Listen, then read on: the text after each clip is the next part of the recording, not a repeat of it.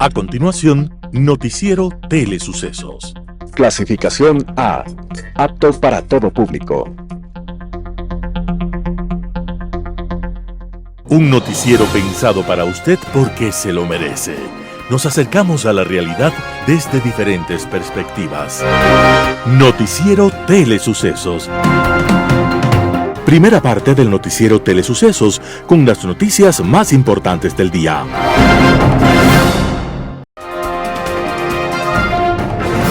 Un día como hoy. Tal vez Latinoamérica injustamente no conozca al primero de sus hijos con historia y con estatura universal. Este personaje se llamó Francisco Miranda, venezolano, y vistió y defendió el uniforme militar de España en batallas en el continente africano. Y también tuvo activa participación en la Revolución Francesa y dirigió más de una memorable batalla en territorios europeos. Francisco Miranda honró también el uniforme de los revolucionarios norteamericanos cuando el pueblo de los Estados Unidos luchaba por su independencia frente a Inglaterra. Por su fama en toda Europa como bravo combatiente, llegó inclusive a vestir el uniforme del ejército ruso, como una concesión de la emperatriz Catalina. 3 continentes vieron su accionar de guerrero, y lo vieron en los grandes acontecimientos de la historia: la Revolución Francesa, la independencia de los Estados Unidos y la independencia de los países latinoamericanos. Cuando soñó con una gran patria latinoamericana libre, también vivió el gran amor de su vida. Era una mujer sueca que le pedía venir a América y acompañarlo en su lucha. Francisco Miranda le advirtió que estas tierras eran duras, hostiles, peligrosas para una mujer como ella, pero le prometió de todas maneras traerla en forma simbólica a América. La bandera revolucionaria tendrá el amarillo de tus cabellos, el azul de tus ojos y el rojo de tus labios. Así estarás conmigo en mis sueños y en mi lucha desde el primer día. Y Miranda cumplió lo prometido. Un día llegó a Ocumare, Venezuela, con 3 barcos con armas y combatientes contra el Imperio Español. Esos barcos por primera vez izaban la bandera tricolor. Era un día como hoy, 25 de marzo de 1806. Detrás del simbolismo de los colores de la bandera se agita toda una historia de compromiso con la libertad y con la dignidad humana. Y también una historia de amor del primer combatiente universal de América Latina, Francisco Miranda. Las principales noticias del día. Titulares. El Tribunal Contencioso Electoral ratifica multa y suspensión de los derechos políticos de la vicepresidenta Verónica Abad. Consejera Elena Nájera pide que el Consejo Nacional Electoral se pronuncie sobre obligación de Noboa para pedir licencia. El BIES lanza nuevo crédito hipotecario con una tasa de interés del 4.99%. En política internacional se repite el modelo. Los editoriales serán de César Ulloa, Volver a creer. Santiago Basabe, las certidumbres que quedan tras el debate. Noticias del día.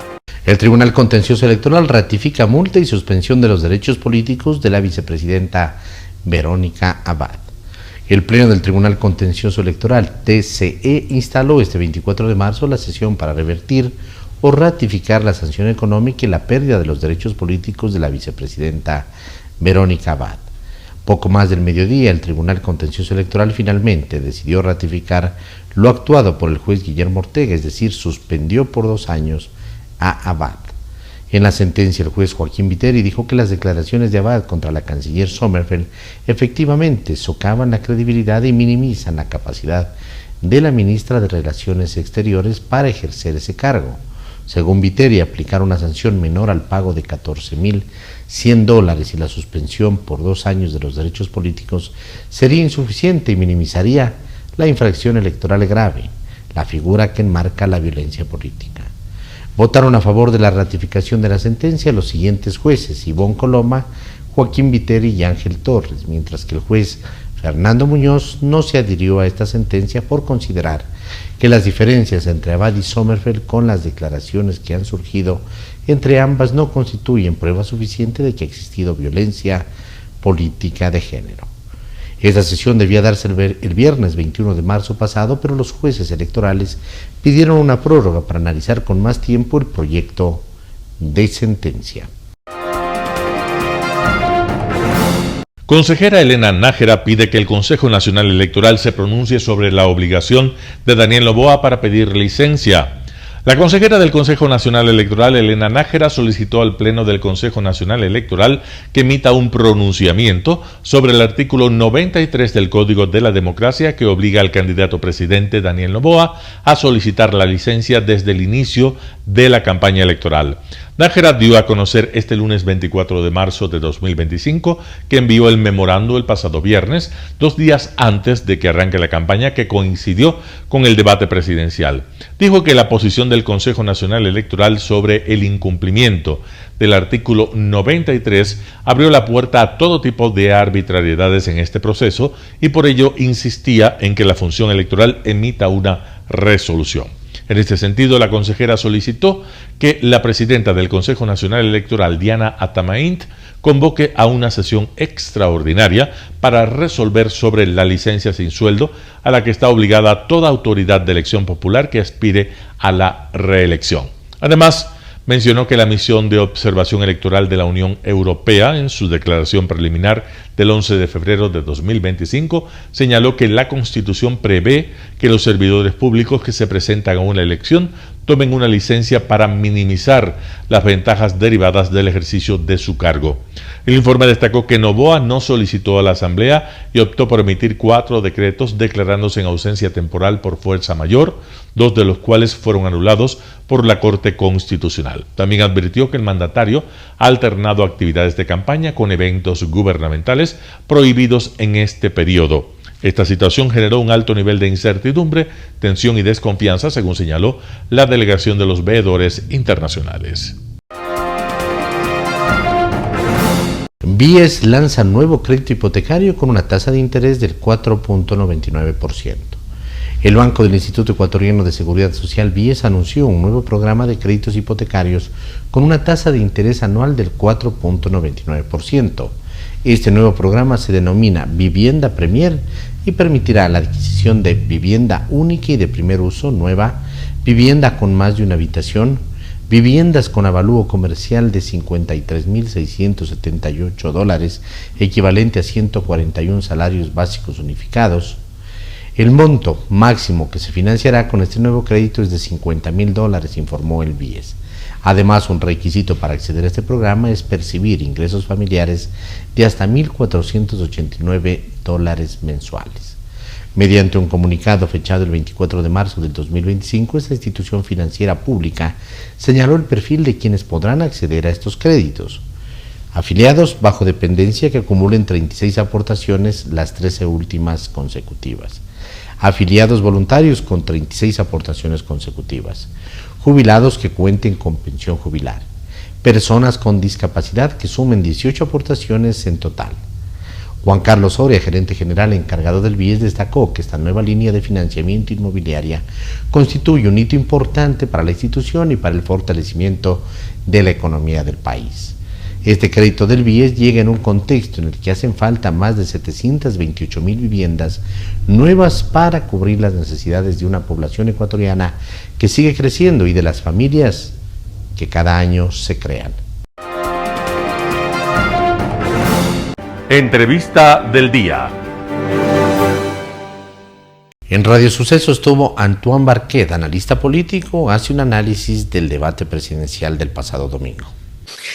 Nuevamente los ecuatorianos nos quedamos con esa duda realmente de en ejes que son tan importantes, escuchar propuestas concretas, propuestas aterrizadas y nos damos cuenta pues que eso no fue lo que pasó.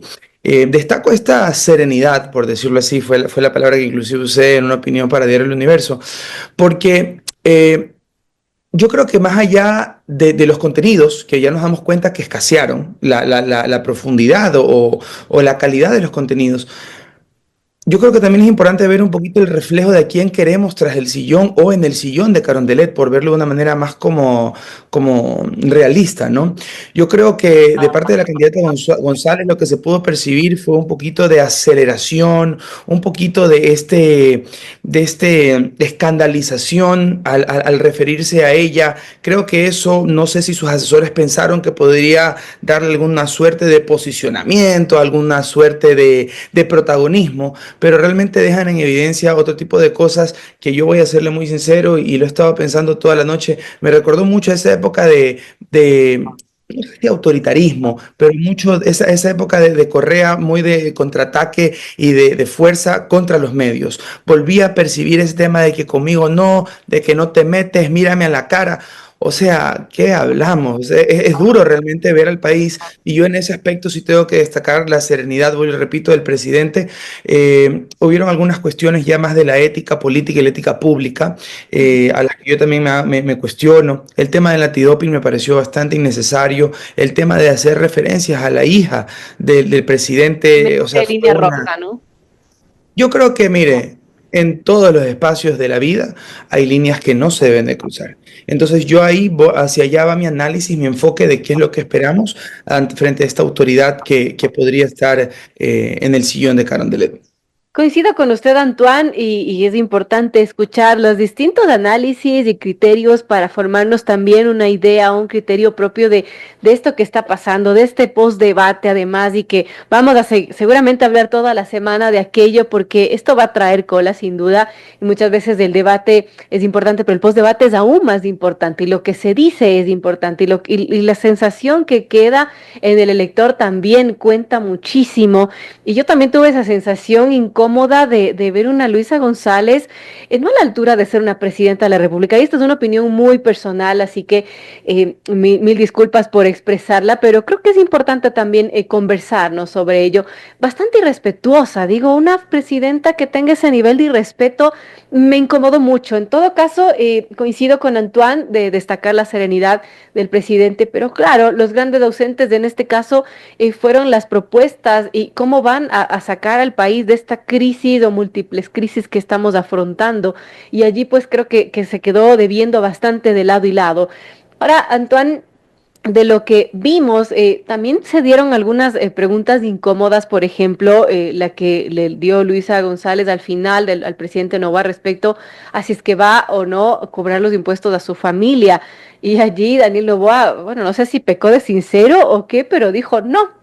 De entender como que sí, era un proceso injusto, un proceso que venía de hace mucho tiempo, pero bueno, eso tal vez quedó resonando en la ciudadanía y también lo que Luisa González admitió, ¿no? Le tocó admitir después de muchas insistencias si es que reconocía el régimen de Nicolás Maduro y ella dijo sí, pero para expulsar a los venezolanos de mi patria, que están quitándole el empleo y que están generando violencia.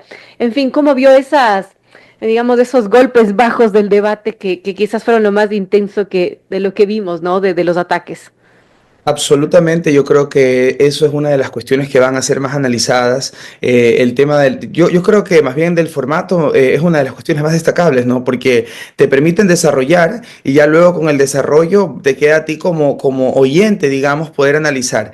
Sobre la respuesta del presidente Noboa, bueno, en efecto, dijo no a la pregunta cerrada y luego él manifestó. Creo que entiendo y debe ser el SRI quien se encargue. Por más de que el SRI al final del día sea una de las tantas instituciones del aparato estatal, le dio este rol pues que cumple el Servicio de Rentas Internas de velar por el cumplimiento o no de esta sentencia. Claro. Entonces, tal vez, digamos, trató de no hacerlo personal y le delegó o derivó esas funciones como tenían que ser. Podría prestarse para ese análisis. Habrán, obviamente, analistas que dirán, simplemente dijo que no, porque al final del día el SRI es una institución que pertenece al aparato estatal, pues y ahí se hace lo que se cumpla. Entonces, se presta, digamos, para estas dos caras, esta interpretación bastante subjetiva. Arturo Moscoso, director de la Escuela de Ciencias Políticas y Relaciones Internacionales de la UID, hace un análisis de qué nos deja el debate presidencial. Escuchemos lo que dice. Bueno, un debate que no fue realmente de propuestas, no se pudo profundizar demasiado en lo que proponían los candidatos para el país. Quizá Noboa pudo desarrollar mejor estos puntos porque Luisa González pasó al ataque desde el principio, ¿no? Como tú bien señalabas, desde el saludo, esa cara de enojo que tenía y que no se le fue en ningún momento del debate, ¿no? Siempre lanzada al ataque, a tratar de posicionar algún mensaje que pueda viralizarse luego, por lo cual repetía a cada rato una frase más bien bastante desacertada o que no llegó a tener el efecto que esperaba, esta de Noboa, no mientas, no sé qué, que más parecía copiada del debate entre Guillermo Lasso y Salía la foto de, bueno, Luisa González, pero con la cara de Lazo, ¿no? Unos memes que también se viralizaron. Sí, claro, es que eso es interesantísimo. El post-debate, o sea, lo que rodea al debate, más allá de lo que se está debatiendo, que son justamente la conversación que se genera en redes, acompañada de los memes, evidentemente, y el post-debate, ¿no? Lo que se pueda discutir también en redes acerca de eso y qué se puede rescatar de la intervención de cada candidato para tratar de viralizarlo, sobre todo tomando en cuenta que para las elecciones todavía falta un buen tiempo, ¿no? Ha sido un debate que más bien lejano a la elección y eso implica pues que mucho de lo que se dijo ahí se puede diluir en el tiempo, pues y hay que traerlo vigente a través de la viralización del mensaje, ¿no?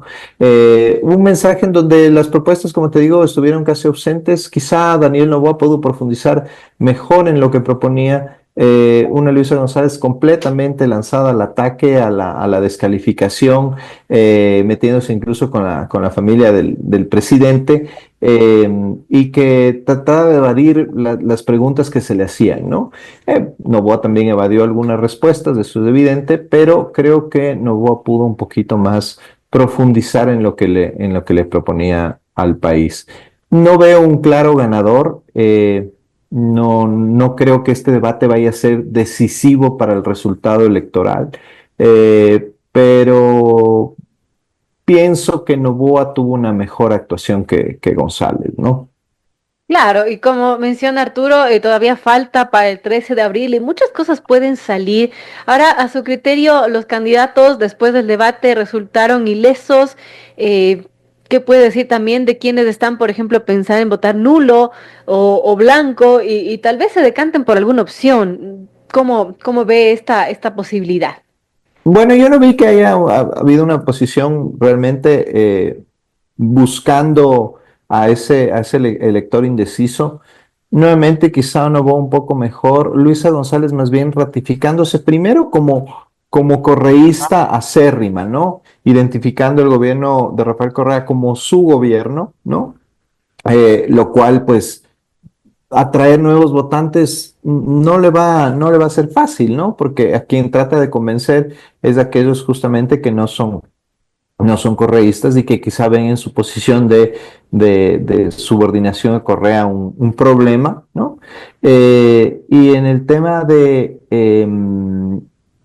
tratar de posicionarse o más bien dicho, lo que hizo después al posicionarse con este discurso xenófobo que se lanzó al final en una pregunta que había tratado de evadir desde el principio, que era el apoyo al gobierno de Nicolás Maduro, ¿no? Lanzándose una diatriba en contra de los venezolanos espantosa, vergonzosa desde mi punto de vista. ¿Hay una salida que le tocó dar a Luisa en el sentido de que obviamente no podía decir que no apoya al régimen de Maduro o sería algo que ya estuvo pensado? ¿Cómo lo vio Arturo? Yo creo que le debe haber puesto en su agenda la posibilidad de, en el caso de que ella no tuviera más que responder algo así, porque de todas formas en el Ecuador sí hay un sentimiento xenófobo en contra de los venezolanos, ¿no? Lamentablemente, y pues seguramente pensó que eso podía darle más votos. Y yo no lo creo, porque al electorado que se le está tratando de convencer, más bien en su gran mayoría, creo yo, un electorado más bien progresista, al que seguramente esta posición de González le cayó muy mal, ¿no? A mí en lo personal me pareció indignante y les pido disculpas a los ciudadanos venezolanos porque no todos los ecuatorianos somos como esta señora, pero sí, creo que el mensaje, claro, ¿no? Esos mensajes que se lanzan un poco cuando ya no se tiene más que decir, ¿no? Es decir, bueno, Claro, vamos a lanzar con esto. otra. Exacto. Santiago Caguasqui, analista político, hace un análisis del debate presidencial para segunda vuelta. Escuchemos lo que opina. Pero bueno, lo que deja el debate en términos concretos es que fue un debate dirigido, yo diría, a la polarización, un debate convertido en una especie de pretensión de juego de suma cero, donde los candidatos se centraron fundamentalmente en una lógica de destruir al adversario, más que en exponer sus propias propuestas. Abundaron, por tanto, las acusaciones, las descalificaciones, y escasearon, yo diría, lo que debería ser el corazón de un debate democrático, que es justamente saber cómo los candidatos van a hacer frente a las crisis por las que atraviesa el Ecuador, dónde van a intervenir para justamente solventar estos problemas y con qué recursos. El Ecuador tiene un problema grave en la situación fiscal, en la economía del país. Este año seguramente vamos a decrecer, según han manifestado algunos economistas expertos, y por tanto era fundamental que los candidatos, además de las descalificaciones y de los agravios, también planteen una propuesta clara de salida de las crisis por las que atraviesa el Ecuador. Eso lastimosamente no se vio con claridad o no se vio en lo suficientemente explicado, digamos, de estos aspectos, pero lo que sí, Vero, vimos es que existió por parte de ambas candidaturas la pretensión de remarcar en las dudas que se tenía, en las acusaciones a los candidatos mutuamente. Por el lado de la candidata González, una acusación al candidato Noboa de también estar inmerso en procesos de narcotráfico, de corrupción, acusaciones mutuas de corrupción, de narcotráfico, y creo que eso justamente empobreció el debate en términos de su alcance concreto en cuanto a las propuestas. ¿Qué es lo que dejan ambos candidatos? Me parece que podríamos ampliarlo en la discusión, pero me parece que ambos aprovecharon el debate para, en el caso, por ejemplo, del presidente Noboa, hacer ver un talón de Aquiles de la candidatura a González, por ejemplo, que es justamente esta indefinición que ella tiene respecto a la caracterización del régimen de Maduro, por ejemplo, en Venezuela. Ha hecho mella respecto a esto. Y del otro lado, por ejemplo, también por parte de Luisa González, me parece que ha tratado de disipar ese imaginario, de desmontar ese imaginario de que ella es la candidata y en el caso que sea electa, ella va a ser la que asuma la presidencia y que no va a ser funcionalizada por el expresidente Rafael Correa. Creo que el énfasis que puso en sus intervenciones, la vehemencia con la que se expresó, hasta ratos yo diría una cierta hostilidad en cuanto a muchachear, por ejemplo, al presidente Noboa, trataba justamente de construir esa impresión de liderazgo que justamente ha sido puesto en duda por parte de la campaña de Noboa en tanto se le acusa de que no sería ella quien va a gobernar en caso que resulte electa.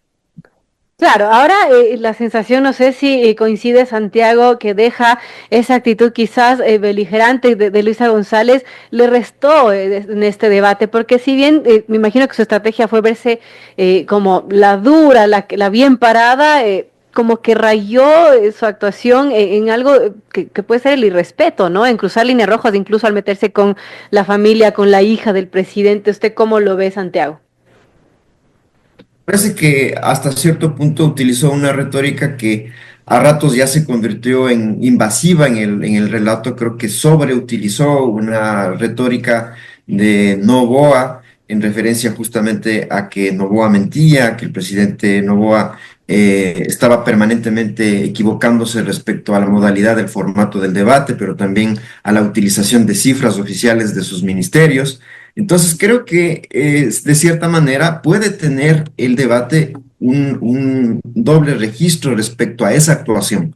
Por un lado, aquellos que piensan que existió por parte de la candidata Luisa González una especie de impronta de mucha vehemencia que rayó en la hostilidad y que de cierta manera puede ser visto como un cruzar, lo que tú decías, cruzar unas fronteras rojas demarcatorias del respeto o del no respeto.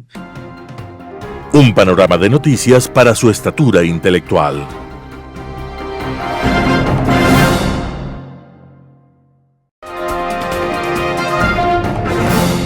Global Hoy con Alan Catey.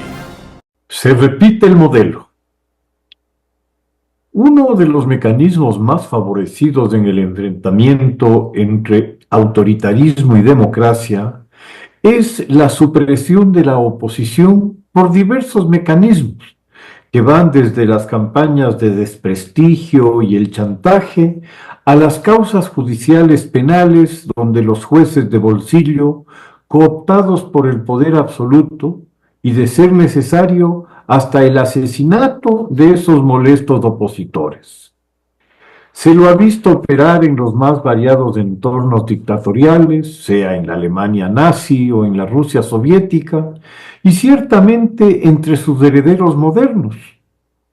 Lo ocurrido no hace mucho en Venezuela, la inhabilitación, una más, de la narcodictadura a María Corina Machado, como la anterior de Leopoldo López y de otros líderes opositores, constituye un excelente ejemplo, así como las nunca aclaradas caídas de detenidos que, de casualidad opositores, desde las alturas de los centros de tortura del régimen, seguramente inspiradas en esta novedosa técnica puesta en práctica en Rusia desde hace algunos años, donde subirse por parte de algún desobediente de las órdenes del zar Vladimir a algún edificio alto se ha vuelto un posible preámbulo de una fatal caída.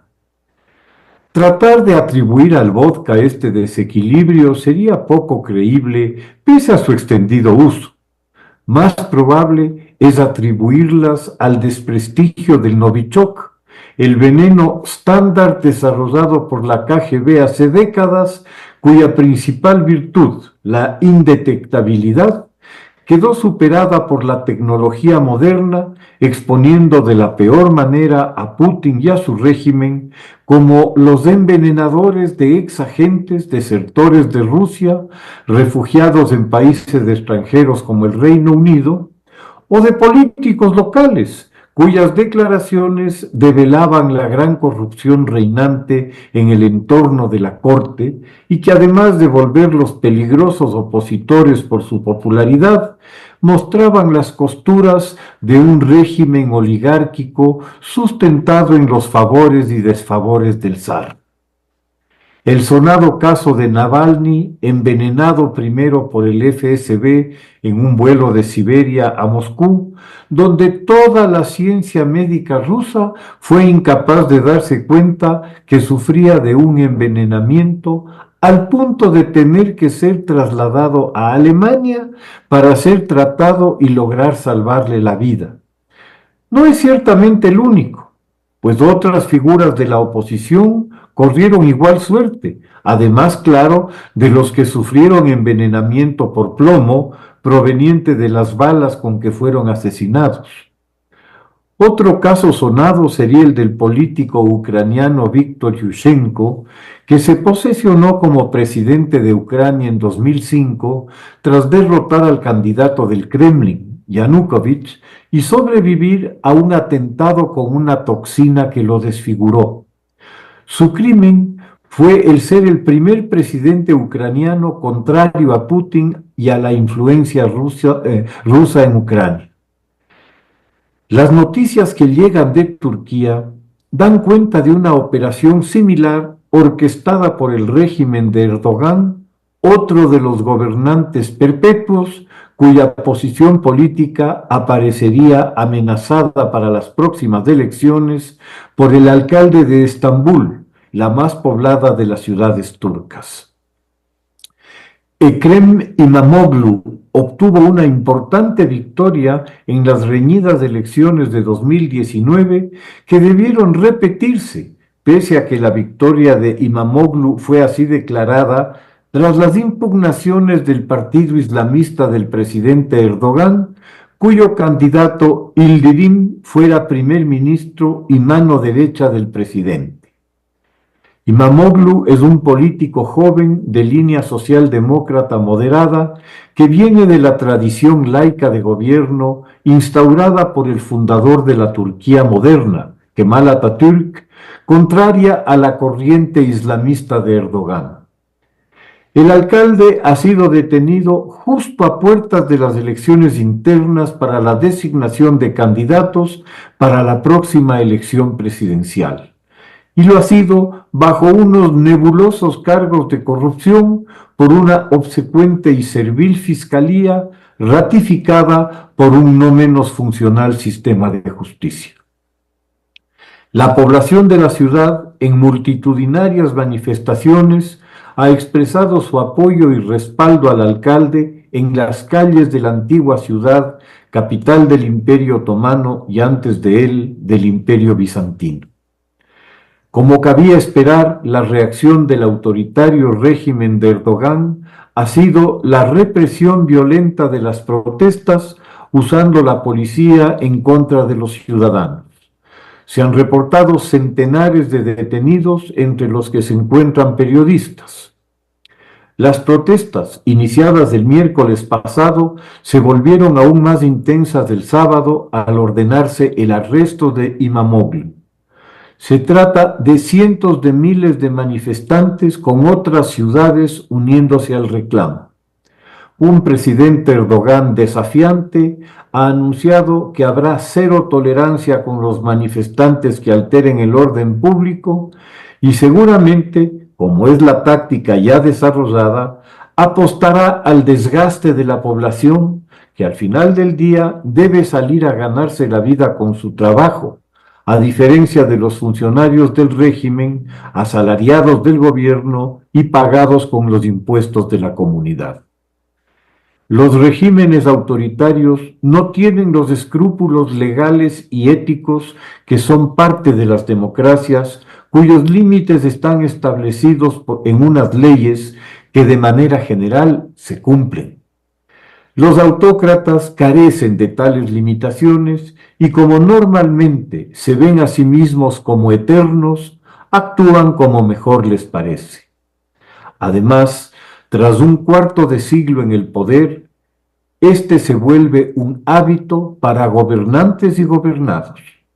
Al menos el 30% de los turcos actuales no habían nacido cuando Erdogan llegó al poder, por lo que no han conocido otra realidad. Luego del fallido golpe de Estado de 2016, Erdogan realizó una purga profunda en la administración pública, el sistema de justicia y las Fuerzas Armadas y Policía, subordinándolas absolutamente a su voluntad, despidiendo a decenas de miles de funcionarios y magistrados. Las estructuras estatales se llenaron con sus fieles y son hoy un instrumento ya no al servicio del Estado y de la comunidad, sino del presidente y de su partido.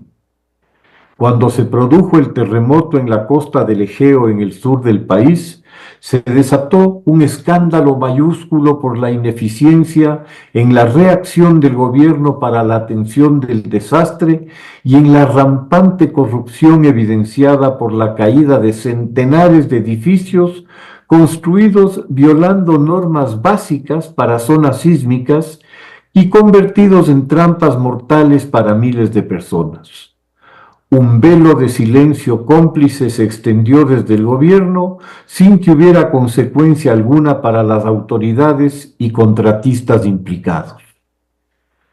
Resulta bastante evidente, por el momento escogido para la detención de Imamoglu en el trance de las elecciones internas, que se trata de una intervención política que busca la eliminación de un candidato peligroso que debe ser eliminado de la contienda. Que las manifestaciones hayan sido tan significativas da una medida de la aceptación y fuerza que la figura del alcance detenido tiene en una de las plazas vitales para una elección futura. Es previsible que, dados los antecedentes del régimen, la represión funcione, venciendo por agotamiento a la ciudadanía y dando una vuelta más a la tuerca de la sumisión, Y si por esas situaciones extraordinarias resulta que un candidato inesperado logra derrotar a los autoritarios, para eso está el fraude y los tribunales electorales ad hoc. Muchas gracias. Editorial. Volver a creer, artículo de César Ulloa publicado en Diario La Hora. Hacer del Ecuador una posibilidad de vida es el mayor reto para quienes nos gobiernen y aspiran a realizarlo en las próximas elecciones. No es una tarea exclusiva de los políticos, pero en ellos recae la representación y el ejercicio del poder, es decir, la toma de decisiones en procura de mejorar la calidad de vida, la convivencia pacífica y la certeza como proyección de futuro. Los ecuatorianos atravesamos una fatiga cívica, un desánimo generalizado, una bulía en crecimiento, porque el sentido de existencia se agota con la violencia, la inseguridad y la falta de oportunidades para las actuales y futuras generaciones. La razón, la política casi nunca resuelve los problemas. En ese sentido, la principal tarea para los políticos es que los ciudadanos volvamos a creer en sus acciones y decisiones. ¿Cómo? Coherencia, sensibilidad, honestidad, eficiencia. Entre otras palabras, que los partidos no pongan a los peores para ocupar una curul en la asamblea, un sillón en los cabildos, en los ministerios y peor aún, en la primera magistratura del Estado. ¿Cuánto se necesita un giro ético de la política? El problema no es la democracia, sino la ausencia de demócratas en el cumplimiento de sus deberes, cuando no en la exigencia de sus derechos. Esta es la razón que explica por qué la población llega agobiada y agotada a la segunda vuelta. ¿Por qué hemos tocado fondo y ese fondo se profundiza más? También porque los ciudadanos nos hemos cruzado de brazos, además de convertir a la mala política en anécdota, y no nos hemos involucrado para exigir rendición de cuentas de los partidos, en vedurías a los procesos de selección de autoridades y en la contratación de obras públicas. Y, por otro lado, está el caudillismo en los partidos y el afán de sus líderes por hacer del Estado un negocio. Es momento de quiebre, en el sentido de demandar de la política amor auténtico por el país para transformarlo positivamente, sin demagogia, populismo ni autoritarismo. La idea es que no lleguemos aturdidos a ninguna elección, sino celebrantes por la posibilidad de mejores días. Artículo de César Ulloa publicado en Diario La Hora.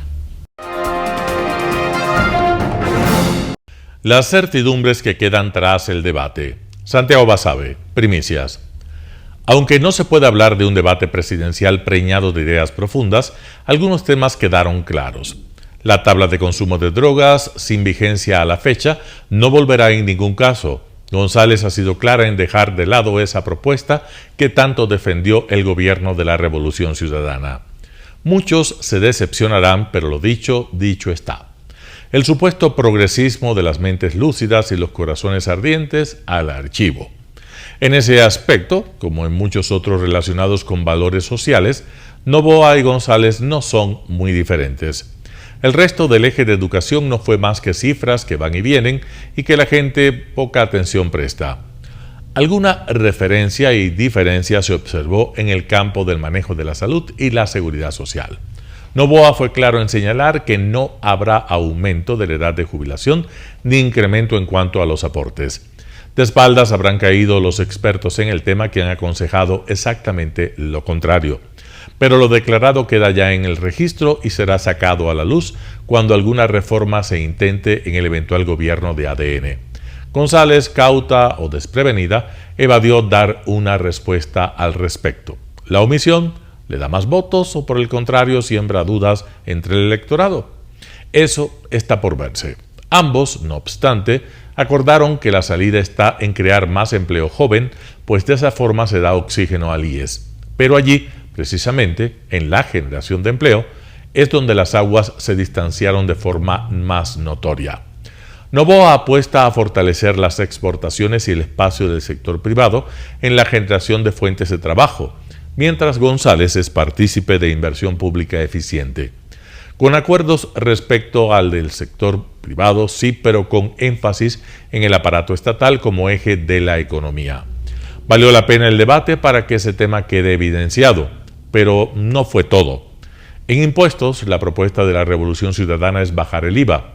Más acción y gestión desde lo público con menos ingresos, esa es la fórmula de González. Del dólar, mejor no hablar. Ambos juraron que por sus muertos, que lo defenderán a capa y espada. Sin embargo, para los electores ahí hay más dudas que certezas, sobre todo en cuanto a las declaraciones de los cercanos a González que dicen todo lo contrario. En seguridad, las acusaciones mutuas fueron la tónica, que los Aliaga, que los Verduga, que la María Moreno. A la par, los lugares comunes cambiaron. Fortalecer de Fuerzas Armadas y Policía es uno de ellos. La asistencia internacional, otro. ¿Cuál será mejor visto por Trump y su gobierno? Esa fue la pregunta que ninguno de los dos planteó y que abiertamente hubiera favorecido a Noboa. En ese eje, pero también en otros pasajes del debate, apareció Maduro. Aunque sorteado originalmente por González, hacia el final no pudo eludir la respuesta y dijo que sí reconocerá al gobierno dictatorial de Venezuela. Trató de edulcorar la respuesta refiriéndose a la migración de ese país, pero eso al final no contará para los indecisos. También Glass llegó al debate. No se le dará salvoconducto. Así de vehemente fue la respuesta de González, pero matizó, ella cumplirá lo que dice la ley. Ese es un no con piola, al igual que el no de Noboa al referirse a la empresa de su familia, acusada de actos ilícitos por parte de González. No es mía, pero sí, más o menos, así fue el mensaje. Ahí la gran pregunta que queda flotando es si el nombre del Emporio Noboa terminará siendo valorado negativa o positivamente por el elector de a pie. Si es una empresa vista con buenos ojos por la gente, la estrategia de la Revolución Ciudadana será fallida. En gobernabilidad, último de los ejes del debate, la pregunta fue clave. ¿En qué temas podrán llegar a acuerdos ADN y la Revolución Ciudadana en la Asamblea Nacional? Cuando la respuesta cantada era en la reforma política, Noboa y González prefirieron mantener los privilegios del actual juego político mediocre y corrupto. González optó por una seguidilla de negaciones, no al trabajo por horas, no a las concesiones petroleras, en definitiva, no a ningún tema de encuentro con ADN. Noboa, en la misma línea, prefirió hablar de una nueva constitución, un tema que hasta hace poco González también manejaba, pero que ayer quedó en el olvido. Es difícil descifrar quién ganó y quién perdió en el debate. No obstante, lo que quedó en claro es que hay temas en los que Noboa y González son muy distintos y harán gobiernos en líneas opuestas. El manejo de la economía es quizás el más claro. Ella tiene los ojos puestos en el aparato estatal como eje del desarrollo, él prefiere un sector privado más dinámico y ejecutor. A escoger. Aunque siempre un debate nos deja debiendo, el de ayer sí deja al elector con mayores certidumbres para ir a las urnas. Al final, lo mejor de la velada fue la solvencia y pulcritud de Ruth del Salto. Impecable en el manejo del escenario y de los tiempos, bien por nuestro periodismo. Santiago Basabe, Primicias. Noticias internacionales. Zelensky elogia las conversaciones productivas con Estados Unidos sobre un alto el fuego. Este lunes comienza en Riad, Arabia Saudí, una jornada decisiva en las negociaciones de paz en Ucrania entre las delegaciones de Rusia y Estados Unidos. Washington intenta ampliar el alto el fuego parcial entre Moscú y Kiev, sobre todo en las centrales energéticas, mientras prosiguen los ataques fronterizos. La cita del equipo ucraniano concluyó en la noche del domingo, encabezada por el ministro de Defensa, Rustem Umerov. El presidente Zelensky, que reiteró el compromiso de su país con la paz, insistió en que hay que ejercer más presión sobre Putin. Наша команда працює абсолютно конструктивно. Розмова достатньо корисна. Робота делегацій триває. Але про що б ми зараз не говорили з нашими партнерами, потрібно дотиснути Путіна до реального наказу. Припинити удари. Хто цю війну приніс, той і повинен її забрати. Mientras Kiev y Moscú han presentado planes diferentes para una tregua temporal, el enviado especial Steve Witkoff, que encabeza la delegación de Estados Unidos, considera que Putin también quiere la paz, a pesar de las inquietudes que plantea Europa, que en la cumbre del pasado viernes en Bruselas acordó la necesidad de poder defenderse de una posible amenaza rusa de aquí a 2030. I just don't see that he wants to take all of Europe. This is a much different situation than it was in World War II. In World War II, there was no NATO. So you have countries that are armed there. To me, it just does. I take him at his word in this sense. So, and I think the Europeans are beginning to come to that belief too. But it sort of doesn't matter. That's an academic issue. El presidente Trump presiona para obtener un rápido fin a la guerra, pero el Kremlin bajó el domingo las expectativas a una solución rápida y aseguró que hay muchos puntos pendientes para alcanzar un alto el fuego.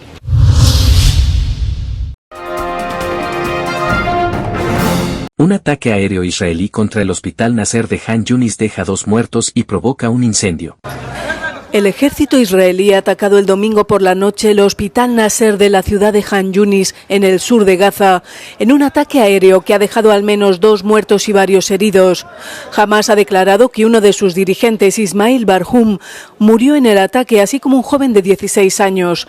Israel confirmó el ataque y su objetivo, afirmando que utilizó municiones precisas para minimizar los daños.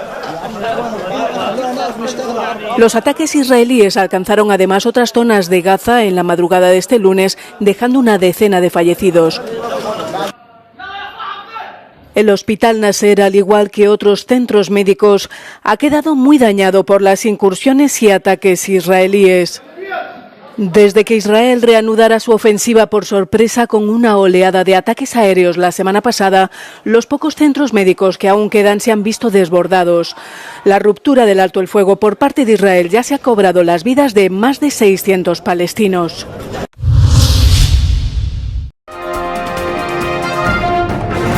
Los inuit de Groenlandia reivindican su identidad mientras se aviva el debate sobre la independencia. Los inuit de Groenlandia reivindican su identidad mientras se aviva el debate sobre la independencia.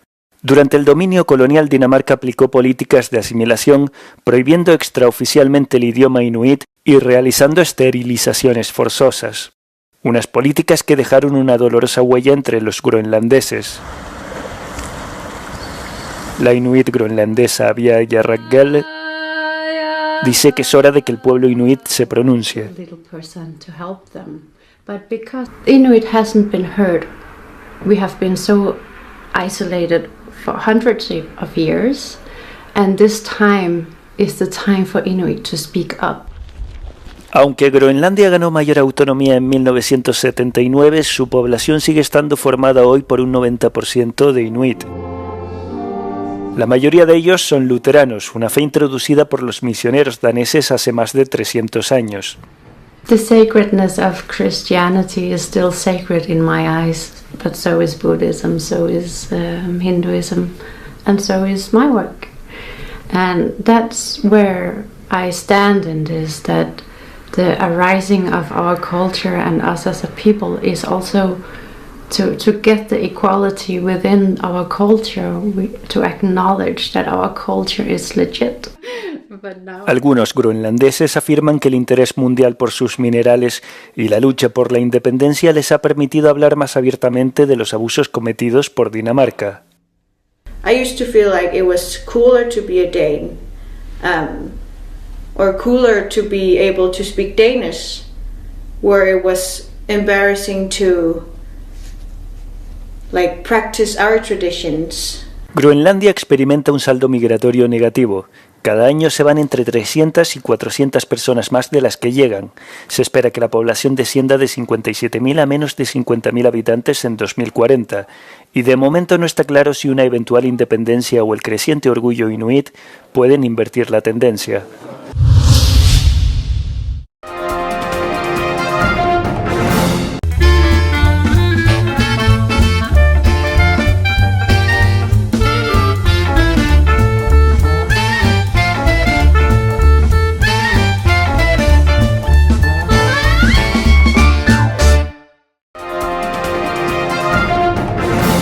Telesucesos Sports. Deportes, deportes, deportes. Todas las tardes, 4 horas de lunes a miércoles, de 14 a 17 horas. Los jueves y viernes, 6 horas, de 12 a 20 horas. Desde Arena Telesucesos. Transmisiones en vivo, siempre Ecuavoley. Y luego, deportes para recordar. Todas las tardes, deportes en Telesucesos Sports. Bajo la dirección del arquitecto David López. La visión objetiva de quien vive el deporte. Sucesos deportivos, visión de un equipo de opinión joven de comunicadores. Telesucesos, llegamos con nuestra señal a los sectores populares de nuestra ciudad. Quienes no tienen televisión por suscripción atenderán nuestra señal sin costo en Canal 29 UHF Telesucesos.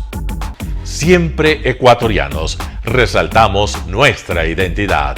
El básquet, esgrima, tenis de mesa, taekwondo, box y muchos deportes más en Telesucesos Sport, sin costo desde la comodidad de su hogar en Telesucesos Canal 29. Arena Telesucesos es una importante y funcional edificación cubierta dispuesta para la práctica y desarrollo de eventos del Ecuavoley. Si deseas asistir a los encuentros en vivo de Ecuavoley, comunícate con nosotros a los números de teléfono 2021-224 o al 0989-973-725. Ven con tu familia y amigos a vivir la emoción del Ecuavoley. Emoción sin límites los días jueves y viernes desde la comodidad de su hogar. Resaltamos nuestra identidad como ecuatorianos iniciando transmisiones en Telesucesos del Ecuavoley, que representa, luego del fútbol, el deporte más popular de nuestro país y el que practican los ecuatorianos residentes en muchos países del mundo. Nuestra señal será transmitida en directo por televisión abierta en la ciudad de Quito y a través de las redes sociales a todo el país, así que llegará a Estados Unidos, España e Italia, creando a través del Ecuavoley un nexo fraterno entre ecuatorianos y entre los inmigrantes de nuestro país. Anuncie en Telesucesos Sport y llegue con nosotros a lo más importante del deporte popular. Telesucesos, con sus transmisiones, jerarquizará esta práctica deportiva, convocando importantes competencias de Ecuavoley dentro y fuera del Ecuador. Llegando con deportes no atendidos por los medios de comunicación que han concentrado su acción en el fútbol.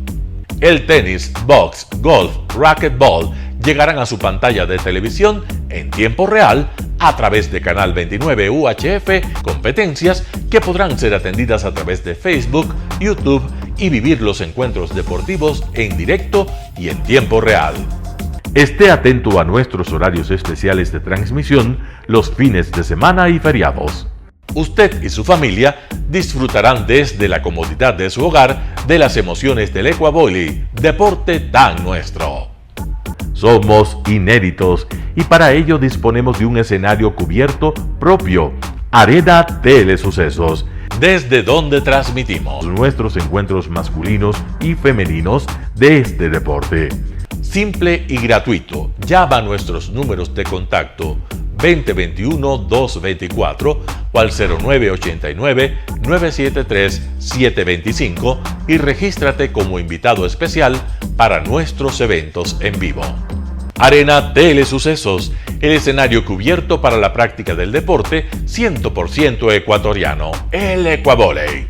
Telesucesos es un canal de televisión que incorpora a su programación manifestaciones culturales y deportivas que marcan la identidad de nuestro país. Consideramos que el Ecuavoley es una manifestación deportiva con partida de nacimiento popular y nombre propio ecuatoriano. Arena Telesucesos, funcional espacio cubierto para la práctica y desarrollo del deporte. Arena Telesucesos, el escenario para campeones. Arena Telesucesos atiende deportes de su preferencia: básquetbol, tenis de mesa, esgrima, taekwondo, fútbol sala, box, halterofilia. ¿Cómo llegar? Nuestras instalaciones se encuentran en el norte de la ciudad, en un sector de gran crecimiento y desarrollo urbano al que se accede a través de la vía E35, más conocida como la Avenida Panamericana Norte. Desde el centro comercial El Portal, a 2 kilómetros a la derecha, se encuentra la calle García Moreno, antiguo camino a Llano Grande, una arteria en la que se desarrollan dinámicos comercios. Junto al centro comercial Ciudad Alegría, a 100 metros, hemos llegado a nuestras instalaciones, Arena Telesucesos, la cancha del Ecuavoley. Por fin tiene usted un espacio de difusión de su deporte preferido. Telesucesos, el canal de televisión siempre inédito. El noticiero Telesucesos es retransmitido de lunes a viernes a las 7 horas por Radio Planeta Sur 106.1 FM de la ciudad de Loja. Noticiero Telesucesos. Las opiniones vertidas en este espacio por la producción y dirección del programa son de exclusiva responsabilidad de sus autores y de quienes intervienen en ellos.